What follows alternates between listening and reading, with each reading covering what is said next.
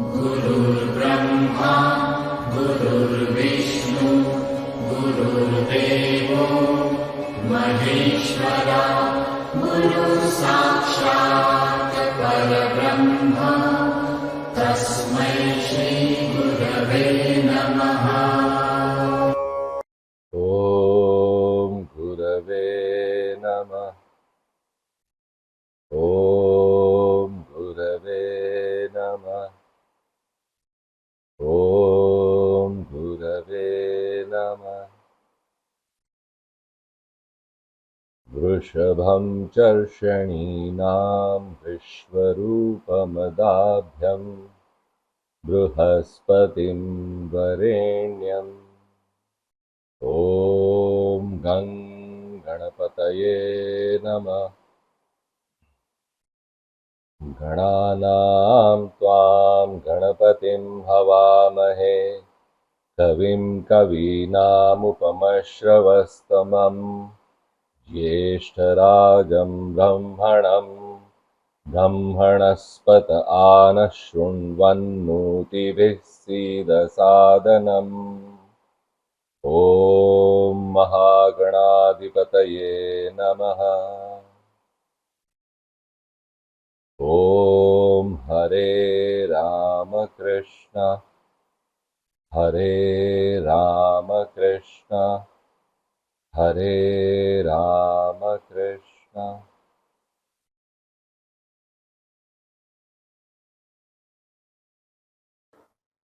Namaste, a warm welcome to you in this video tutorial from Gurukul of Vedic Astrology.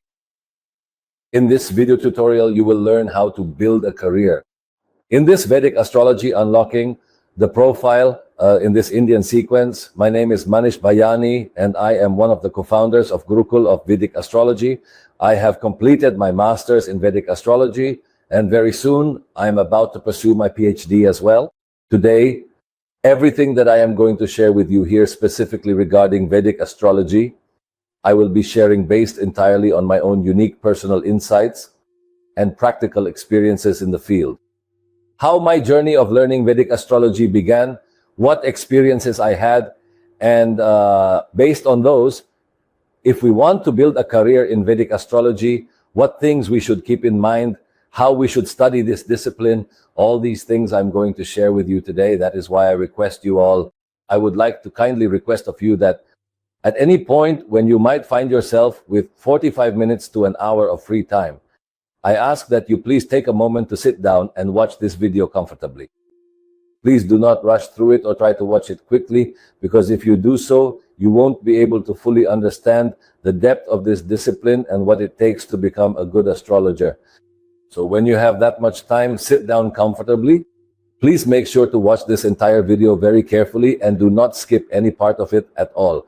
Every single moment and detail shared here is absolutely vital and very important for your journey in becoming a truly skilled and professional astrologer. So once again, I would like to warmly welcome you to this comprehensive and detailed video tutorial. Our scriptures say that whenever we are about to do something good, we first remember God, seek His blessings, and then begin that good work. Here too, since we are going to talk about the knowledge taught by our sages, we will also begin by remembering God and seeking His blessings. Our scriptures also say that we should first worship Lord Ganesha and remember him. So here too, we will begin by remembering Lord Ganesha. Along with me, you should also chant this mantra, which is from the Rig Veda. So let us worship Lord Ganesha. Om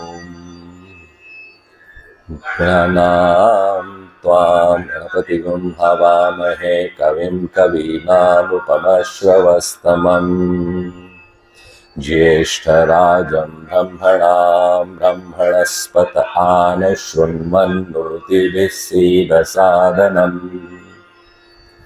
Mahaganapataye Namaha. To learn this knowledge, the blessings of our Guru are just as essential for us. So now we will chant the Guru mantra. Please chant along with me. Charshani Nam Vishwarupa Madabhyam Brahaspatim Varenyam And now we will recite the Hare Ram Krishna mantra 3 times. Hare Rama Krishna, Hare Rama Krishna, Hare Rama Krishna.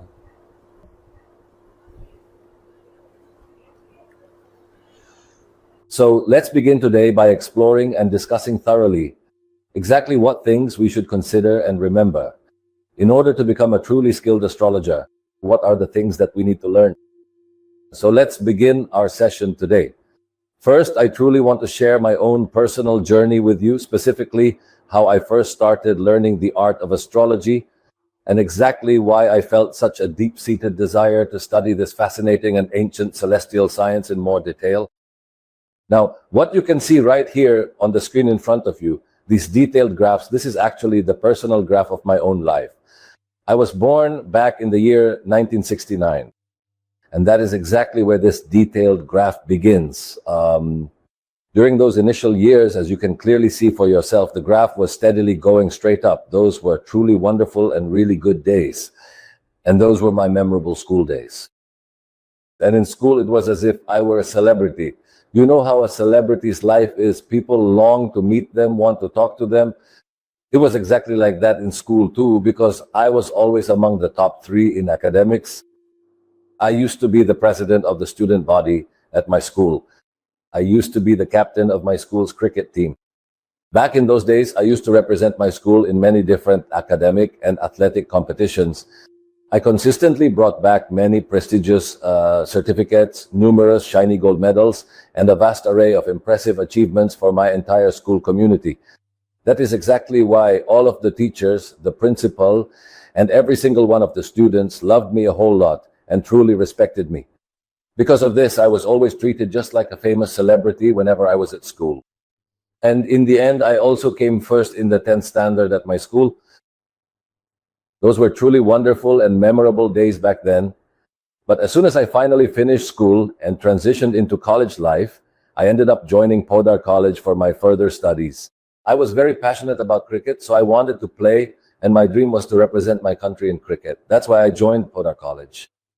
But right after that, the graph you see here dropped all the way down. The same boy who came first in the 10th standard ended up failing after going to college. I wasn't finding any success in my studies at all. Of course, I was very focused on cricket, but even then, I just couldn't study at all. I couldn't understand what was happening. And in this way, the graph kept going further and further down.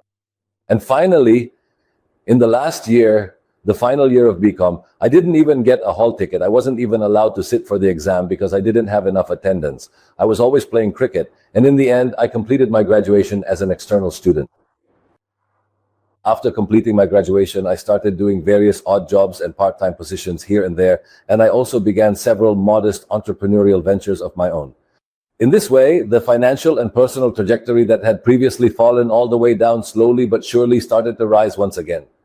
After that period of growth, I eventually got married, became a proud father to a son and a daughter, and successfully built a beautiful, stable family life for us all.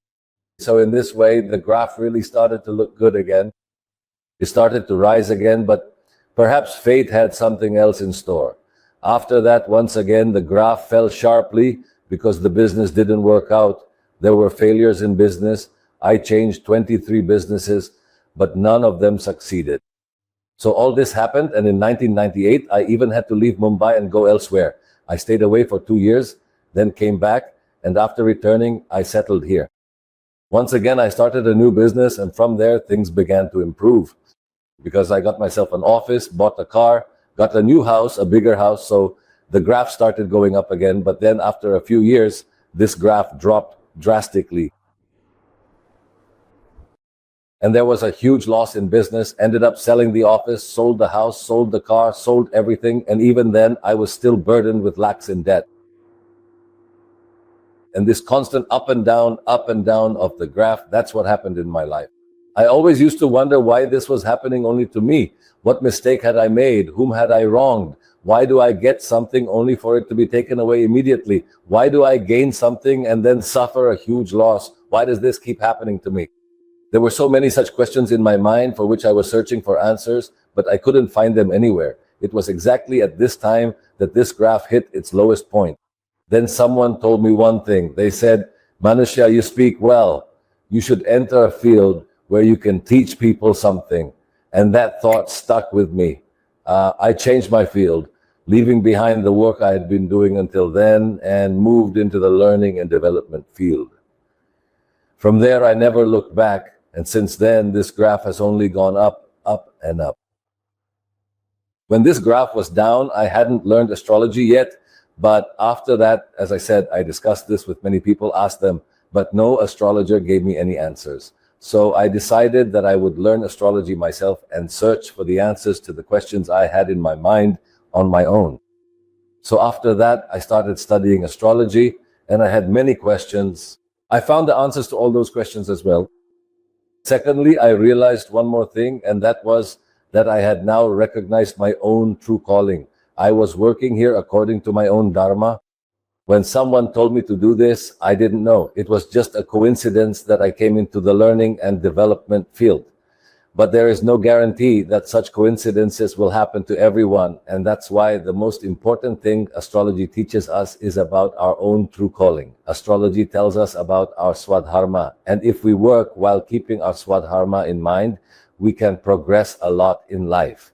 Because we always say that our horoscope, the planets in our horoscope, each planet says something. If we pay attention to what the planets are trying to tell us and move forward according to their wishes, then every planet starts to support us. This is the biggest lesson I learned here, and it is very important for us to understand how we can recognize our own swadharma. So, if we look at an overview of astrology, as I mentioned, when I started learning astrology, what exactly is astrology? See, the first thing we should try to understand is that we have a karmic code. Just like you see here, this is a balance. In the same way that we have a balance sheet, those who have studied commerce, if you have studied commerce, you will understand this very well. Or if you have your own business, you would know what a balance sheet is. At the end of every year, a profit and loss account is made for any business. And along with that, a balance sheet is prepared. And in the balance sheet, there is also an asset side. There is also a liability side. The asset side means, for example, our bank balance, or if we own any property, these things fall under our asset side. If we have bills to pay, debts to settle, or loans taken, all these matters come under the liability side. And at the end of 1 year, whatever the closing balance is, that becomes the opening balance for the next year. In the same way, the debts or assets from our previous life become our horoscope in this life. When we are born, the positions of the planets in our horoscope are set in different ways. So, if we have done good deeds, the planetary placements will be favorable. Otherwise, they may be unfavorable. The point is, our birth chart is what explains our karmic code to us. It tells us what kind of deeds we must have done in our past life. This is the balance sheet we bring with us into this life. So, if the planetary placements are good, we can assume, yes, I must have done some good deeds in my past life, which is why my planetary placements are so favorable. It is considered very auspicious for a planet to be placed in the central houses, Kendra, or in the trine houses, Tricon of the horoscope, and if this is the case, it is a very good sign. Similarly, having the right planetary period, dasha, at the right time, is also a positive set of circumstances. For example, suppose that during my years of study, up to about 17, 18, 19, or 20 years of age, if the planetary period, dasha, that supports education is active, then my studies will go very well. And after that, if a dasha comes that helps me earn money, then having the right dasha at the right time is also a very significant factor. If we have done good deeds, we will get such favorable dashas. Otherwise, it could happen that the dasha that is supposed to help me earn money comes during my childhood and passes. And when the time actually comes to earn money, the dashas that start are the ones that bring me illness, because of which I am not even able to work properly. So having these dashas arrive at the right time is a very big asset. Having good yogas, having Dan Yoga, Raj Yoga, Gajakesari Yoga in our horoscope, there are many types of auspicious yogas. Having such auspicious yogas in my horoscope, and the planets that are forming these yogas being strong so that they can give good results. So all these things are such that if my actions are good, then all these things will happen. Otherwise, it is also possible that the placement of my planets is not good. If they are sitting in the 6th house, the 8th house, the 12th house, or in unfavorable positions, then this is not a good thing. having a negative planetary period at the wrong time, or having inauspicious combinations in my horoscope, like poverty yogas. These are combinations where earning money becomes very difficult. So having such negative combinations, or the planets being very weak, even if good combinations are formed, if they are so weak that they cannot give their results properly. So when all these things happen, they become a liability for us, and we have to pay off some of these liabilities. So our karmic code becomes clear to us when we look at our horoscope, and this helps us the most. For example, if I had a question in my mind, why is this happening only to me? We get the answer to that as well. The dissatisfaction and frustration in the mind go away, and I understand that, yes, these are my own deeds.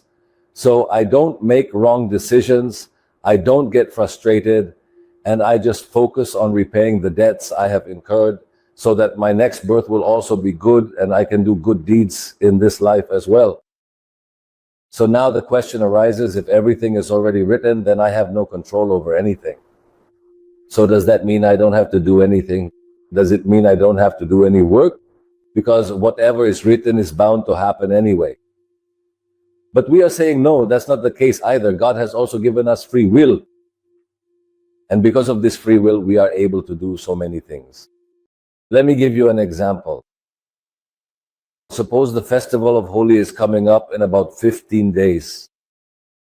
Now, you know that whenever a festival is approaching, children get very excited about it, especially for Diwali and Holi. Festivals like these make children very excited.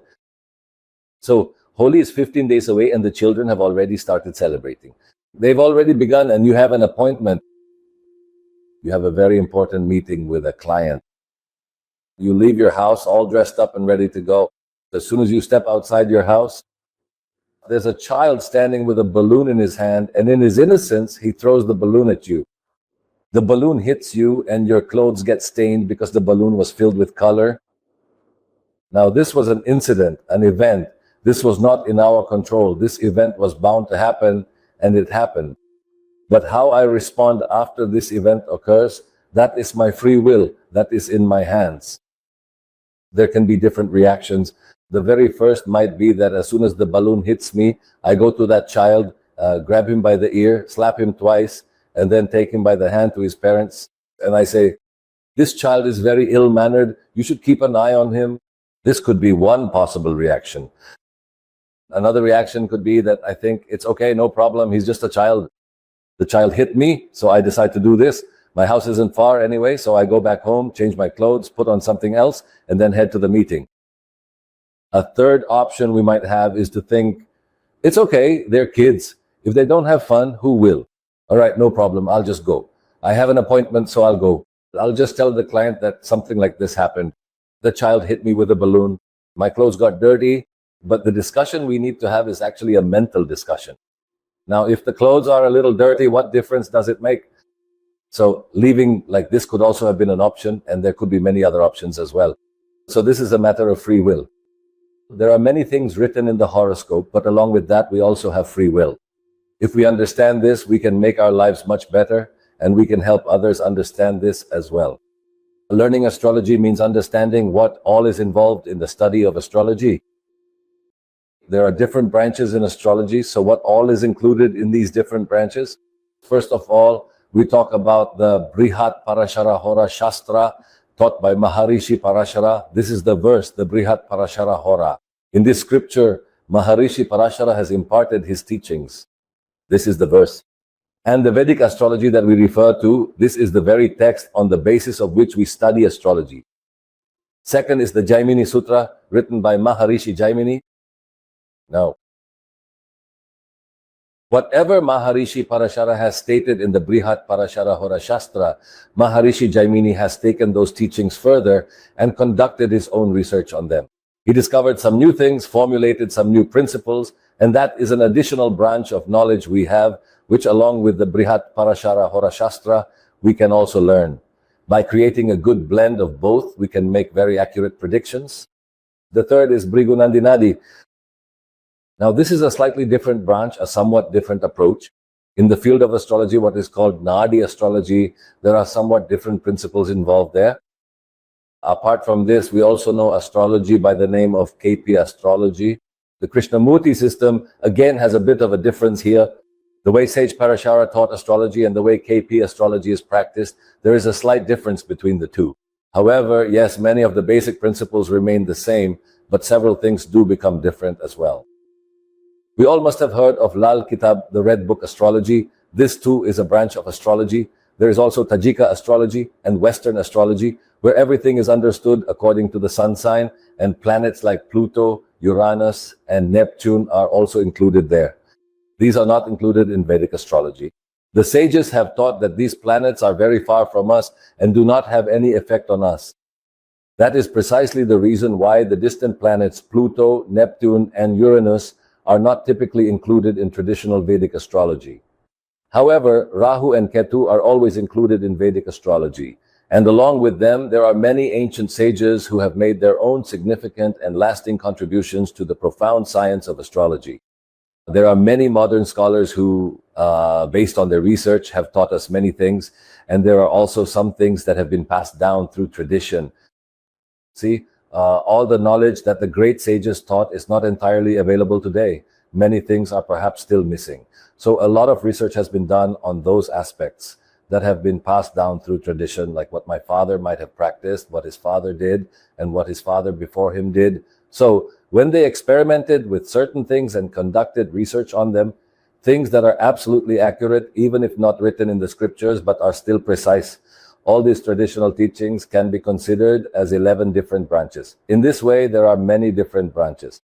Now, after seeing so many branches, sometimes it feels like I'm completely confused about which one I should study, what exactly I should learn.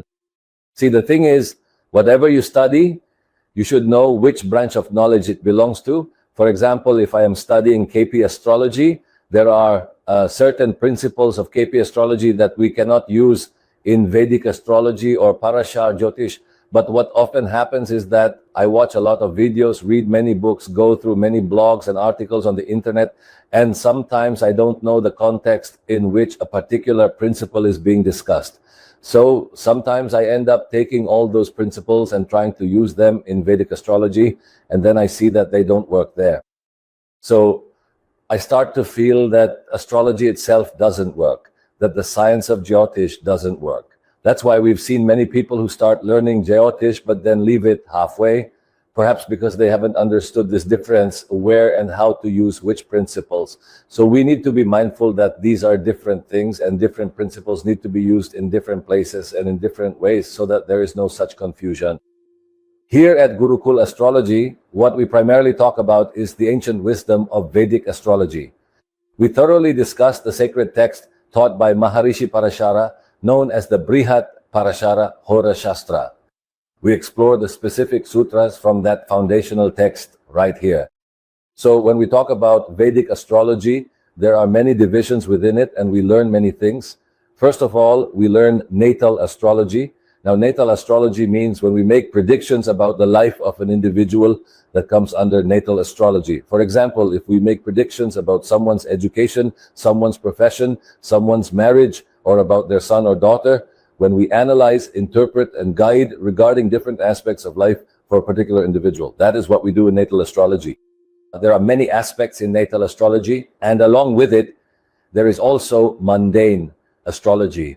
Now, just as we talk about an individual in natal astrology, in the same way we can talk about a country.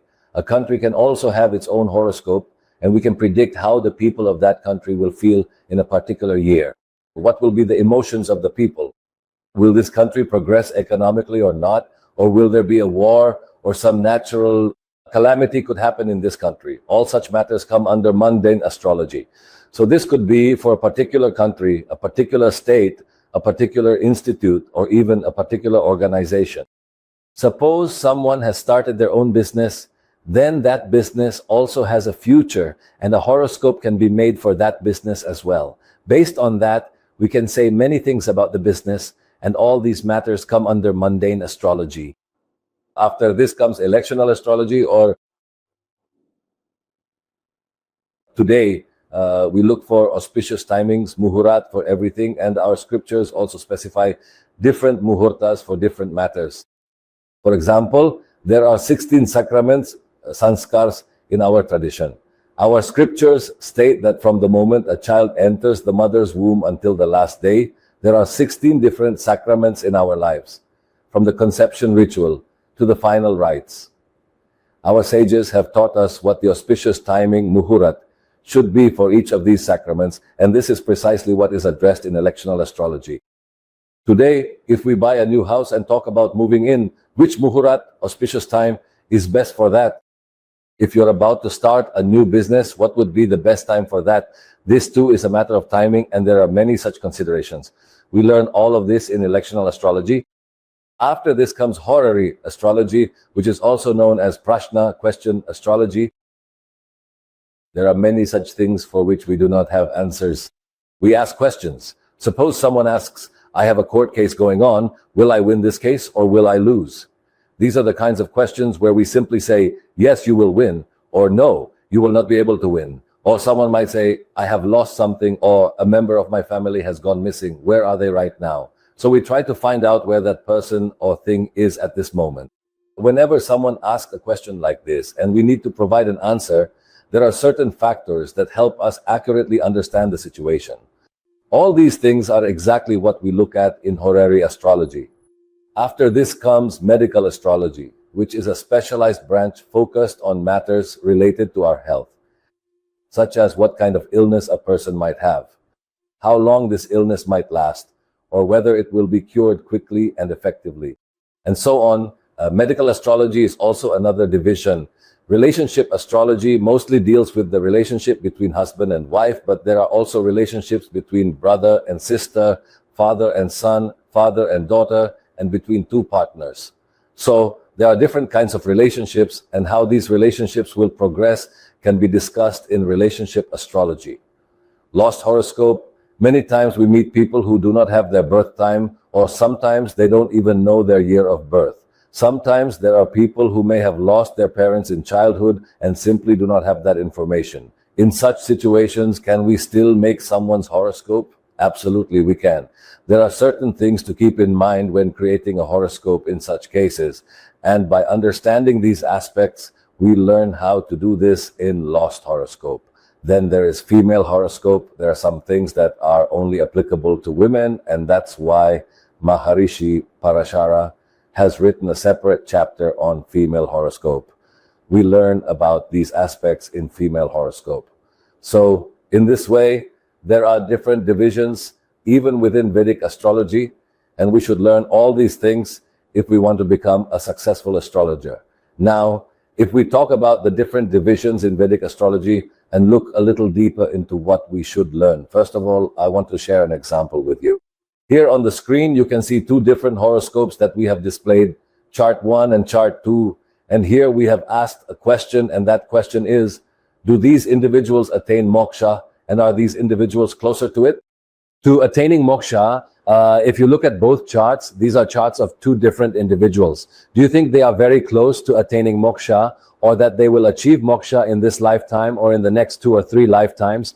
When we ask people this question, the answer we get most often is that Kundali 1, that is chart 1, this native is said to have a very high chance of attaining moksha.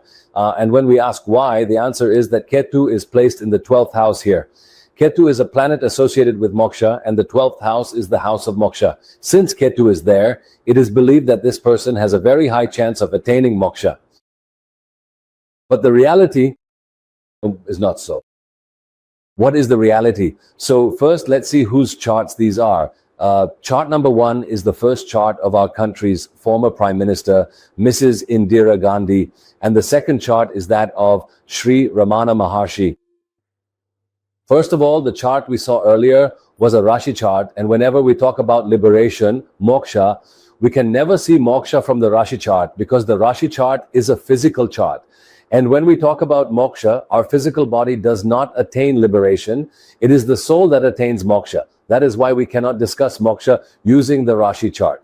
We need to look at the Navamsha chart. And when we look at the Navamsha charts of Mrs. Indira Gandhi and Sri Ramana Maharshi, then we begin to understand what the reality truly is. So in Mrs. Indira Gandhi's chart, the planet that is the Atmakaraka, that is Saturn. And Ketu is sitting with Saturn in the 11th house. And because Ketu is with Saturn, the Atmakaraka planet, the possibility of attaining moksha is very low.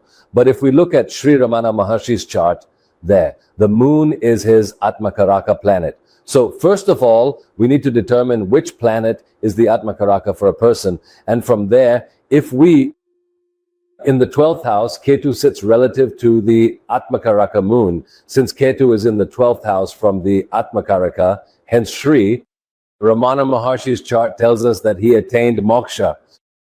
It is certain that he would attain it. Perhaps this happened in this very lifetime or in 1 or 2 lifetimes to come. He is extremely close to moksha. So what I want to say here is that many times decisions about many things are made just by looking at the Rashi Kundali, which is not correct. In our scriptures, Maharishi Parashara has described various divisional charts, and he has emphasized the great importance of these divisional charts. So it is very necessary for us to learn about them as well. So what are the things we should learn? First and foremost, we should have a background in astrology. What exactly is the science of astrology? What is the nature of our actions? And how do we receive the results of our actions? What has been written in our Vedas? And what are the various applications of astrology? We should know how this universe was created, how the planets were formed. All these things we ought to understand. Along with this, we should have complete knowledge about the 12 houses in our horoscope. We must know exactly what each house represents and what is observed from each house. This is essential. There is a concept that the sages taught called Bhavat Bhavam. This concept is very strong. It's a powerful technique. For example, if I ask you, if I want to see something about my maternal uncle, from which house should I look? The straightforward answer is that we look at the mother from the 4th house. And we look at younger siblings from the 3rd house. So the 3rd house from the 4th house would represent my mother's younger siblings. So the 3rd house from the 4th house is the 6th house. Therefore, if I want to know about my maternal uncle who is younger than my mother, then I will have to look at the 6th house. And from there, I can find out about my maternal uncle. So this is just a very small example I have given of the Bhavat Bhavam concept. There are many things that we can understand very well through the Bhavat Bhavam concept. Along with this, we should know about our zodiac signs. What are the characteristics of each sign? What does each sign represent? What kind of food does it indicate? What are their elements? What are their qualities? What kind of professions can they indicate? What kind of qualities do they provide? And so on and so forth. We should also know which sign has which lord, who are their rulers, and all these things. We should know about all the planets as well. We should have complete and thorough knowledge about them. Only then will we be able to make accurate predictions. So, how was each planet born? What is the nature of each planet? What are the characteristics of each planet? For example, we say that the sun is a planet of the fire element and the moon is a planet of the water element. So what does it mean when we talk about these elements? Is it a male planet? Is it a female planet? There are many such things that we should know. What are their natural significators, or what are their natural elements? What is their state? In what way do they possess strength? And when do they become weak? We should be aware of all these things, and we should learn all of this in astrology. The sage has spoken about special ascendants. Generally, we look at the ascendant in our birth chart, and from the ascendant itself, we consider everything. But the sage has also described special ascendants. For example, there is the Hora Lagna, Gatika Lagna, Pranapada Lagna, Paka Lagna, and Shri Lagna. So, different ascendants have been explained to us. These are different reference points to look at different aspects of life. And since they have been taught, it means they have some significance. However, we have mostly seen that the other ascendants are rarely discussed or considered. Only our birth ascendant is used to see everything. Therefore, we should know about all these special ascendants. Along with this, how aspects occur, how planetary aspects work, what impact planetary aspects have, how conjunctions happen, which different yogas are formed, and so on. What is the meaning of yogas? How do relationships work? What is the natural relationship between one planet and another? What is the temporary relationship? And in this way, what kind of compound relationships are formed? When a planet is combust, what does that mean? What is the functional role of each planet? See, one is that there is a natural significator, and the other is that in every horoscope, for example, take the sun. The sun tells us about the father. Naturally, if we look at its significations, it is the significator of the father. This applies to everyone, but in each horoscope, its role can be different. So whenever we look at a horoscope, it becomes very important for us to understand what role the sun is playing there. Along with this, we should also know the meaning and impact of retrograde planets. Maharishi has taught us about different dashas, planetary periods. Today, the Vimshottari dasha is used the most. But along with Vimshottari dasha, there are also some special conditional dashas. When should they be used? How should they be used? Why should they be used? And what about the sign-based dashas? There are also sign-based dashas because Vimshottari dasha is a nakshatra-based dasha. So there are also Rashi sign-based dashas. How are they used? We should learn all these things. And regarding Uda, Maharishi Germany has taught us. So what are Arunas? What is Rashi Drishti sign aspect? How many different types of divisional charts do we have? How is birth time rectification done? What is the meaning of the Tithi Pravesh chart and when should it be used? How should we read Gocha, transits? How should we analyze transits? How should we determine the Muhurta, auspicious timing? How should we give remedies? How should we suggest solutions to people? How should mantras be pronounced? How should we recommend gemstones? See, when we talk about gemstones here, we have seen that many times just by looking at the Rashi Kundali, birth chart based on zodiac signs. Gemstones are recommended just like that. For example, you are told to wear a yellow sapphire. For Jupiter, only the Rashi Kundali zodiac chart is considered. The Navamsha Kundali is not checked. The Dashamsha Kundali is not checked. And no other chart is checked. When this is done just by looking at the Rashi Kundali, then it is possible that according to the Rashi Kundali, Jupiter's, it might seem favorable, but it is also possible that in the Navamsha Kundali, Jupiter's position is not good or its functional role is not appropriate. So then what? Problems in marriage can increase, the marriage can even break, the relationship can deteriorate as well. This is also a very big possibility, and that's why when we make recommendations without analyzing everything, and if any problem arises in a person's life, we are also responsible for that. We should always keep this in mind, and this will become our own karma. When the horoscope for the next life is created, do you know what will happen? Both assets and liabilities are being created. So study everything thoroughly. Only then should we recommend to someone which gemstone they should wear. And in this way, what are the different types of karakas? What are the relationships related to Pachakadi? What is Argada? How are questions formed? What is Ashtak Varga? And where is it used? How do we look at the Panchang, Mandi, Nadi astrology, matchmaking? All these things we should know, and that's why we should learn them. There are many myths in astrology. People have different beliefs which may not necessarily be correct. Now, let me give you another example here. As you can see, there are two charts displayed here. Both are Rashi charts, Rashi Kundalis. The first one is the bride's Kundali, and the second one is the bridegroom's Kundali. This is the couple whose Kundalis these are, and the question we are asking is, what will their married life be like? And many times people tell us that their married life must not have been good because in the first chart, Mars is in the fourth house, which makes this a Manglik Kundali. Whereas in the second chart, this is not a Manglik Kundali. Mars is in the sixth house here. This Kundali does not become Manglik, and there is a belief that if one Kundali is Manglik, the other should also be Manglik. Otherwise, the marriage will break, or the spouse could die. Such things are said, and I have heard many people say this as well, but let me tell you something here. These two charts that I have taken are actually of a member of my own family. They have been married for about 32 years. There is no issue, no problem at all. One chart is Manglik, yet there is no problem.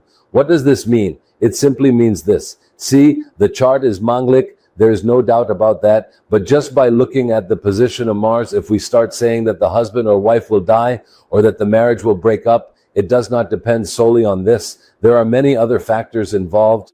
This is why in matchmaking, one has to look at whether this marriage will last or if it will break. So it's a myth that just because of Mars, it can't happen. That's not the case. This is a myth. Let's take another example here. And this first chart is the Rashi Kundali. The second is the Navamsa Kundali. And if you look closely, both charts have Sagittarius as the ascendant. The sign of Sagittarius is rising. When the same sign is in the ascendant, in both the Rashi Kundali and the Navamsa, it is called Vargotama Lagna. And when we say Vargotama Lagna, it means that the ascendant is very strong. And when the ascendant is strong, it is believed that the native will have very good health. Now, even here, this chart also belongs to a member of my own family. We lost them a few years ago, and we lost them at a young age due to a very serious illness. So, when this incident happened, I hadn't studied astrology yet, so I didn't understand anything at the time. But when I started studying and began my own research, I wondered, if this is the case, then why did this happen to them when this is a Vargotama ascendant? After that, I realized that no, that's not the case. Many events from their life, which we were trying to match, were not matching at all with their horoscope. So we adjusted their birth time slightly. And when we changed the birth time a little, all the events started matching perfectly. And when we changed the time, in the Navamsa chart, the ascendant became Scorpio ascendant. And you can see that the amount by which we changed the birth time was only 70 seconds. Just by changing the birth time by 70 seconds, many things in their life changed. That's what I want to say. Analyzing any horoscope without birth time rectification is not appropriate. Because when people come to us, they always tell us that their birth time is 3:30 or 5:30.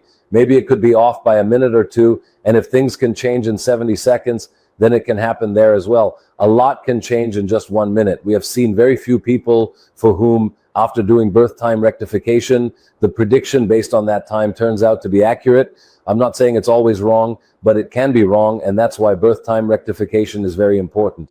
It is also very important to learn this. So the myth we are addressing is that, first of all, predicting everything just by looking at the Rashi Kundali is not correct. Secondly, using the principles of one branch in another, as we saw earlier, is also not right. Not paying attention to birth time rectification is also a mistake, and our understanding regarding many things is also not correct, such as the example we saw about Mangal Dosha. Secondly, there are so many misconceptions about Sadesati. People are absolutely scared and anxious whenever the topic of Sadesati comes up. When it is about to begin, just the thought makes a person panic, as if Shani Dev. We can say that in the domain of astrology, people have made Shani Dev out to be a villain who comes only to cause trouble. But look, Shani Dev has simply been assigned the task of delivering the results of our actions. He is the giver of karmic fruits. So why should we be afraid of Shani Dev? Why should we fear him? If our own actions are wrong, then we have to bear the consequences ourselves. But look, there is one more thing. Shani Dev is not the kind who will trouble you or cause you problems even if your actions are good. Absolutely not. Shani Dev is such a planet that if you are doing good deeds, he gives you so much that no one else can give. So there are many such misconceptions in our minds. And as a good astrologer, it is our duty not to scare people. We have to explain things to people. We have to tell them what really happens. All right? In the same way, there are also misconceptions about Kal Sarp Dosh and Raj Yoga. There are misconceptions about Dan Yoga as well. So we need to dispel all these myths. And when we truly study in the way the sages have taught, then we understand what we should actually do. All four of these become like friends to us. Now, what qualities should we possess to become a good and successful astrologer? First of all, we should have knowledge of all the texts we have, which complement our study of astrology, such as Vastu Shastra, Ayurveda, or mathematics, because these can provide us with some help. So we are not saying that we should master all the other Shastras as well. At the very least, if we have some basic knowledge, we can use it in some way to understand things better and also guide our clients accordingly. Our actions. Our approach should be completely logical and practical. We shouldn't just say things for the sake of saying them. What logic have we used? Like it's often said, as you mentioned earlier, that logic and intuition should go hand in hand. Astrology is both a science and an art. If we proceed keeping the principles in mind, it becomes a science, which will work just as powerfully everywhere. But if we only focus on the art, sometimes it will work and sometimes it won't. So having this logical and practical approach is very important for us. In astrology, having patience is equally important. We say that we should not go after completely spontaneous predictions. When a client comes to us from somewhere and asks us something, we should analyze it properly, be patient, and after analyzing, share some things with our client. We should not be in a hurry to make a prediction immediately and tell them right away. At the same time, we should also avoid always trying to please our client. We shouldn't just say, no, your chart is very good. You have Raj Yoga, you have this, that will happen, this will happen. And after making them happy, expect a good fee. So this should not happen either. Along with this, we should also avoid exaggerating every little thing and scaring our clients, like saying, oh, your horoscope has Kal Sarp Dosh. Oh, you're about to go through Sad Sati. This has happened to me many times before, where I was told that your Rahu period is about to begin. Your Rahu is transiting from the 12th house. You should perform a ritual, otherwise things will go very wrong. But believe me, nothing happened. In fact, life is going very well. I also learned astrology and made quite a bit of progress in it. During this time, it shouldn't be that an astrologer should have maturity. Look, when people come to us, they bring their troubles and problems with them. We almost never have anyone come to us who says, look, absolutely everything in my life is going great right now. My business is thriving and growing. Balbali, my entire family is happy both day and night. And my personal relationship with my wife is truly excellent in every way. The children are also doing very well in their studies. Everything is going great. So I have come to you just to find out what is in my horoscope.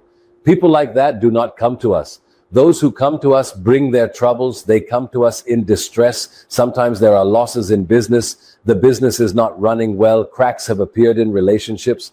People come to us with such issues, and when they come to us, we should have the maturity to understand them, and after understanding, to give them the right guidance. We should have this maturity within us, along with honesty, integrity, and also righteousness. So an astrologer should have truthfulness, selflessness, as we mentioned earlier. All these qualities are extremely important for an astrologer, and most importantly, ethics. We must act ethically, not share what is discussed here elsewhere. So all these qualities are essential. It is extremely important for an astrologer to have these qualities. Once again, I would like to emphasize that if we want to become a successful astrologer, then this attitude, knowledge, and skill, all of these things become very important.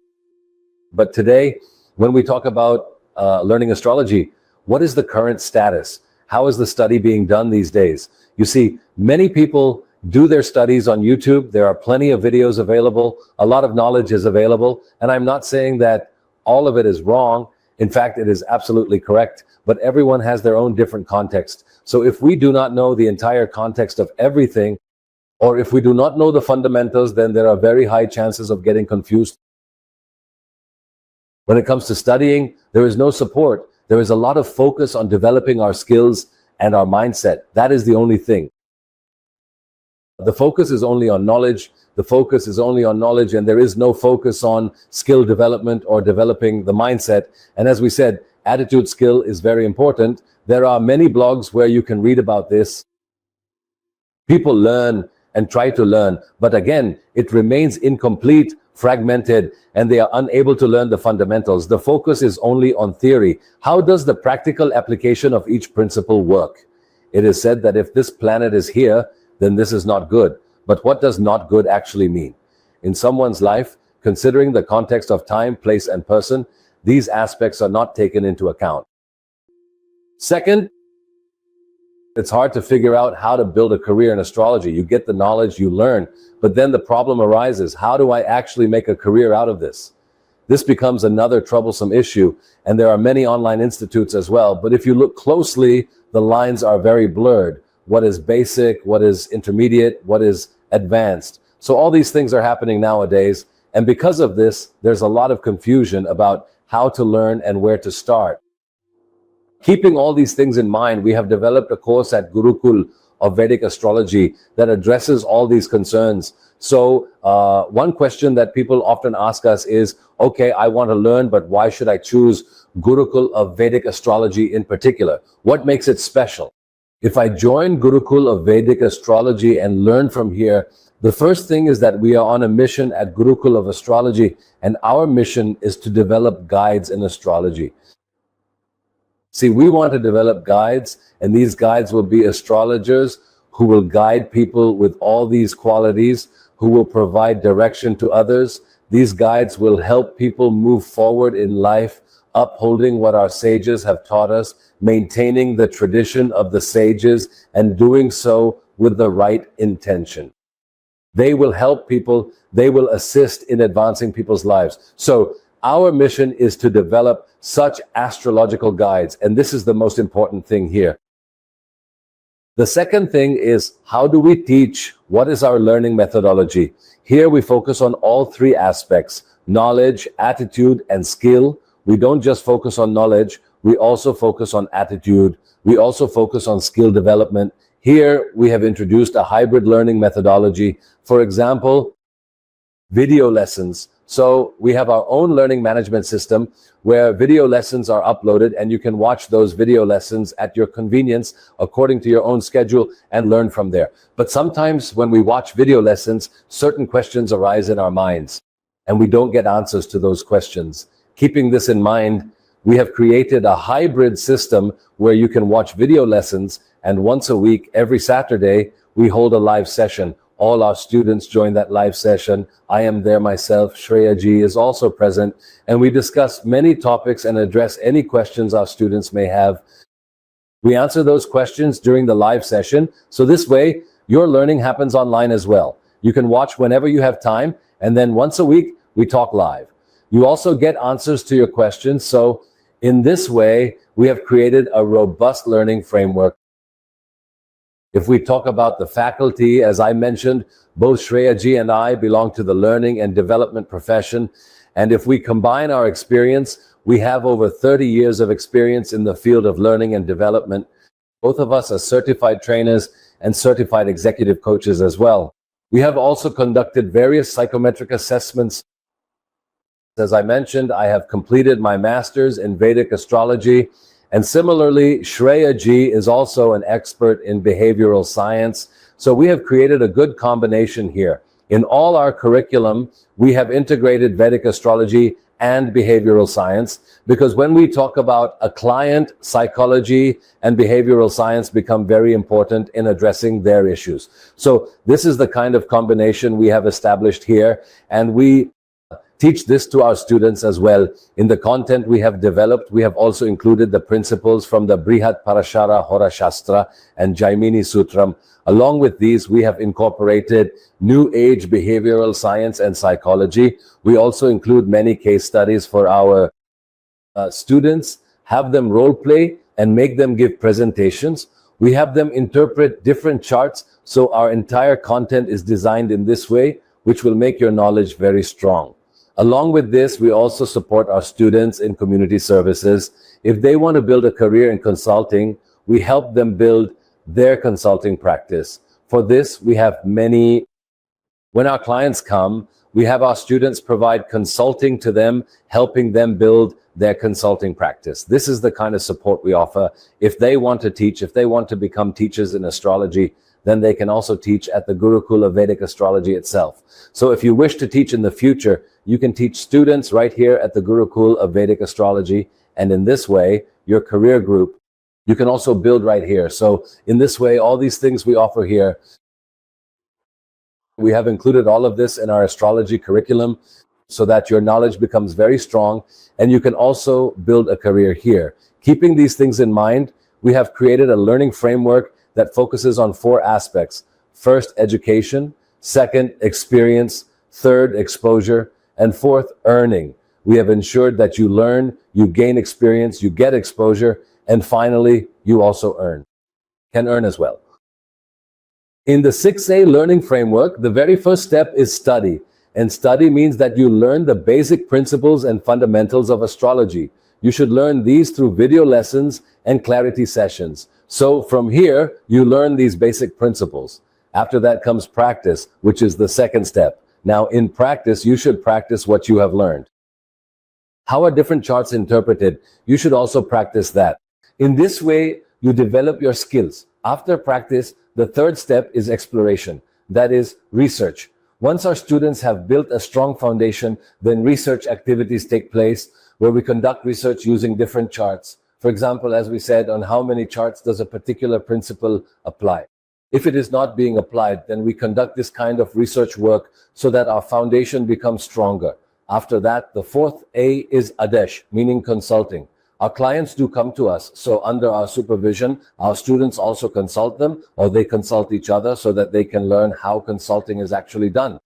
They also get practice in this. After that comes Adhyapan, which means teaching. For example, during a clarity session, they can teach certain things, or new students who join can also teach under our supervision, because when you teach, our own knowledge becomes stronger. And finally, what comes last is Arghya Nirdharan, which means assessment. So after everything is done, your assessment takes place, and based on that assessment, you are also certified. So in this way, when we talked about the 4 A's, first of all, when we talk about study, it comes here. Education, which you receive through video lessons. When we talk about practice, this is where experience comes in, because you practice reading charts. So here your experience grows. After that, when we talk about exploration, this too becomes a part of experience, because here you do research, you try to understand by reading the charts of different people.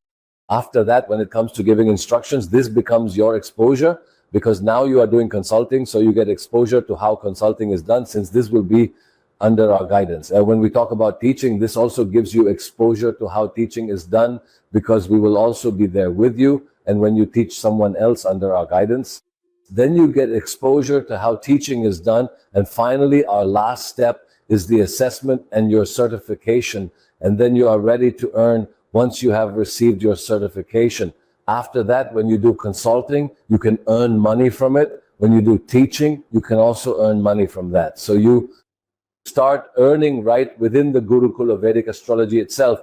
Yes, if you want to do consulting separately on your own, that is definitely your own choice, and the Gurukul of Vedic astrology will certainly support you in that. So this is our entire curriculum and framework. So what kind of learning journey will you have in the Gurukul of Vedic astrology? We have 4 different levels here. So the very first is Jyotish Ankuram.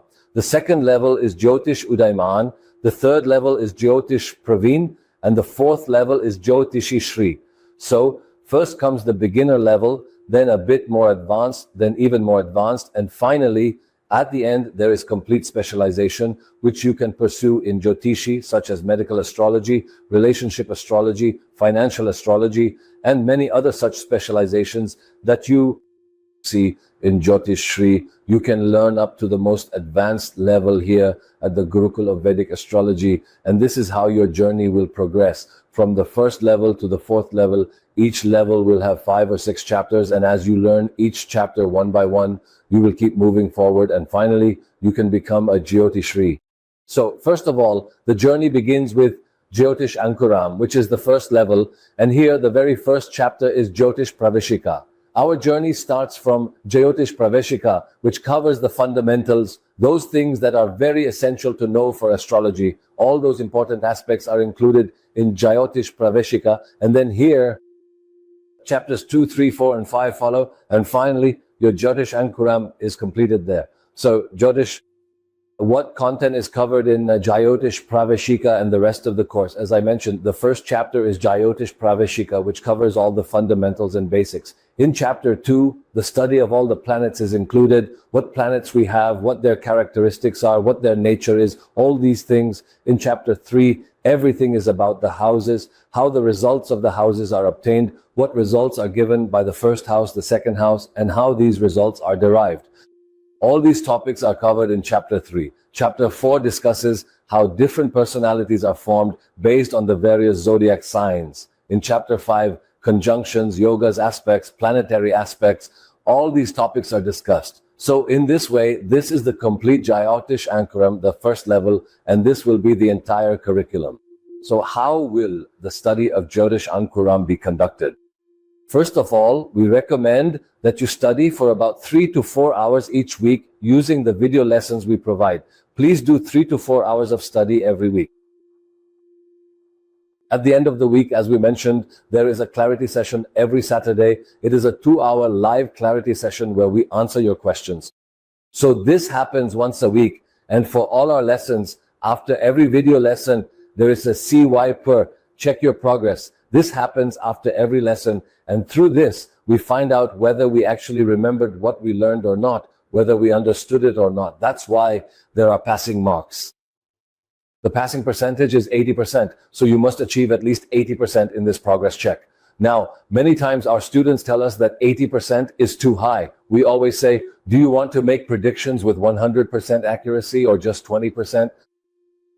If you want to achieve 100% accuracy, then you should at least score 80% marks. But there's nothing to be afraid of in this. It's not that this is very difficult. If you study it twice or even 3 times, you can easily score 80%. After that, your cumulative evaluation takes place there. And after each chapter, there will be a cumulative evaluation, and then you will move forward in your studies. So this is our entire learning process, and we claim that if you study following this learning process, then it will be very effective. It will make you an astrologer. And once you complete Jyotish Ankuram, you will also receive this certificate, which is from NBVTE. Our curriculum is recognized by the Government of India, NBVTE, National Board for Vocational Training Education. So as soon as you complete Jyotish Ankuram, you will receive this certificate from the Government of India. You will receive a certificate from the Gurukul of Vedic Astrology after every chapter. After completing level 1, this certificate will be given to you.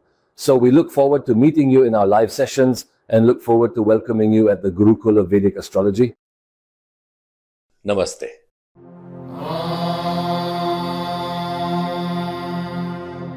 Asato ma sadgamaya, tamaso ma jyotirgamaya, mrityorma amritam gamaya.